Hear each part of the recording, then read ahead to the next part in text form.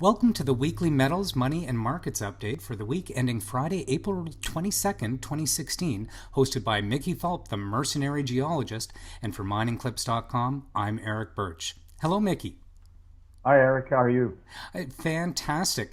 We saw some strong gains in a few of the metals that we tracked this week, along with markets pushing some all-time highs. Let's start with the metals. Well, we had a good week all in all. Gold was flat over the week, closed at 1232, but the real mover was silver, up 4.5%. It actually went above 1762 or something before it settled back just under 17, but a very strong move for silver. We've been expecting this. It lagged gold for a while, but now it's catching up. Copper was also strong over the week, up almost 4.5% and closed at 228. Right. And moving on to energy, oil had a very strong week, and we also saw some developments in the uranium sector. What's your take on all that? Well, it seems like the oil industry and the markets have ignored Doha and said OPEC be damned, with WTI up to 43.73, an 8% gain on the week. And what's really encouraging about the oil price, it's now exceeded its 200-day moving average. And anybody that follows markets know that that's a very bullish indication.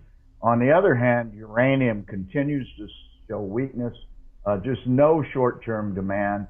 Closed the week at 26.75. I should actually say it closed Thursday at 26.75. I don't get the uranium price on a daily basis until after we do this interview. But the real news from uranium space on Friday was Cameco is closing the giant Rabbit Lake mine in the Athabasca. And this was one of the first mines, and certainly in the top 15 of uranium producers in the world. And the reason is solely low prices, and 500 jobs are lost. Wow. Obviously, demand is down, and Cameco's looking to cut costs with some of their higher operations. Well, au contraire, demand is not down. Demand is rising, but there's an oversupply that's overhung the market since Fukushima. Right. And on the currency front, the U.S. dollar showed continued strength along with the Canadian loonie this week. Yeah, the dollar closed at 95 and change, up about 0.5%.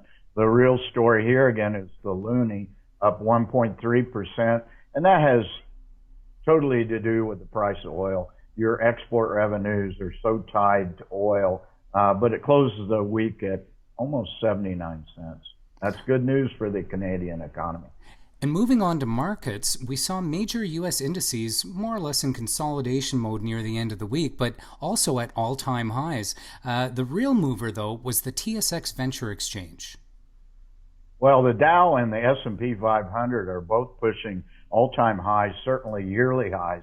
Dow closed the week at over 18,000. S&P 500 is pushing right up to 2,100. Again, both only 0.5% gains, but this idea that markets were going to correct in the U.S. has proven wrong. Meanwhile, the real story, as you pointed out, has been the Toronto Venture Exchange. Closed the week at 656. Was off a little bit today, but that's another 3.5% gain on the week. And if you do the math from our low in mid-December of 466 on that index, we've now come up 41% since mid-December. Those are some incredible gains and largely driven by gold, right? Absolutely. The Toronto Venture Exchange, although the majority of companies are not involved in the gold business on that exchange, gold is really what drives it. Right. And while we're speaking of gold, we saw the gold-silver ratio continue to retreat this week. What's your take on that? Well, it dropped down to 73, and it wasn't that long ago. In fact, a couple of weeks ago, it was still over 80. And we talked at PDAC about how rare that is. Since 1993, only 2 months in the record with a gold-silver ratio above 80. And what a strong buy signal that is for silver. Well, that's gone now. If you didn't buy silver, I wouldn't be buying it now. Although I can say that I think silver market looks bullish, and we expect it to continue to gain. in the weeks ahead. Thanks for your analysis this week, Mickey, and looking forward to checking in with you next week. Absolutely, Eric. Let's hope that markets continue on this roll next week.